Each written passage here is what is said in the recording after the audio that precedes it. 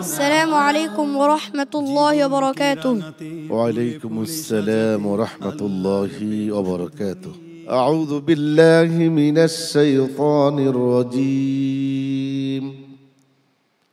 بسم الله الرحمن الرحيم.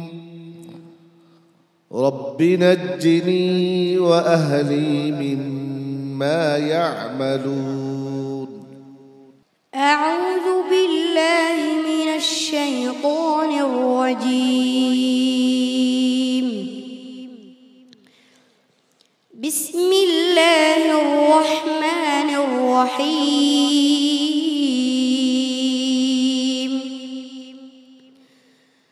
رب نجني وأهلي مما يعملون. فنجيناه وأهله أجمعين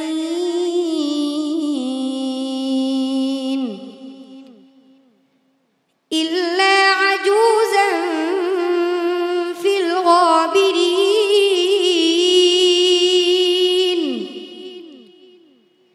ثم دمرنا الآخرين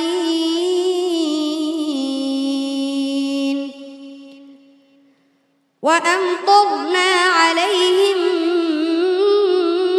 مطرا فساء مطر المنذرين.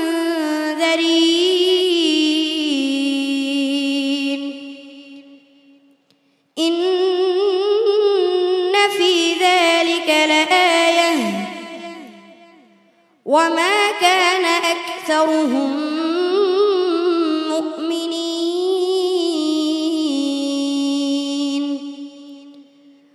وإن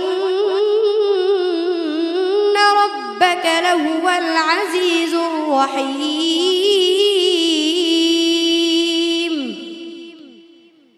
كذب أصحاب الأيكة المرسلين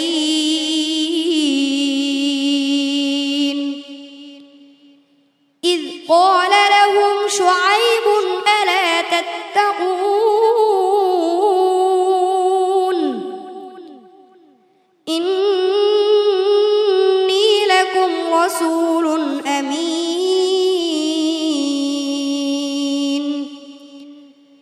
فاتقوا الله وأطيعون.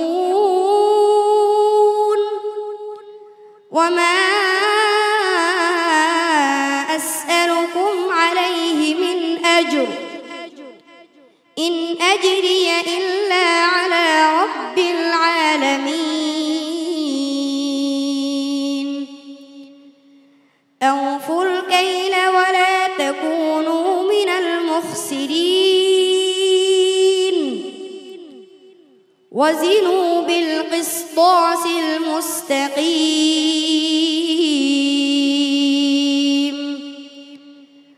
ولا تبخسوا الناس أشياءهم ولا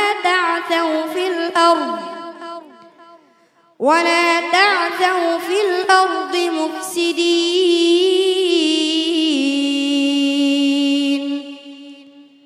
واتقوا الذي خلقكم والجبلة الأولين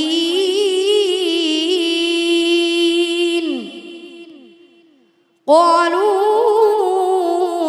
إنما أنت من المسحرين وما أنت إلا بشر مثلنا وإن نظنك لمن الكاذبين فأسقط علينا كسفا من السماء إن كنت من الصادقين. قال ربي أعلم بما تعملون فكذبوه فأخذهم عذاب يوم الظلة إنه كان عذاب يوم عظيم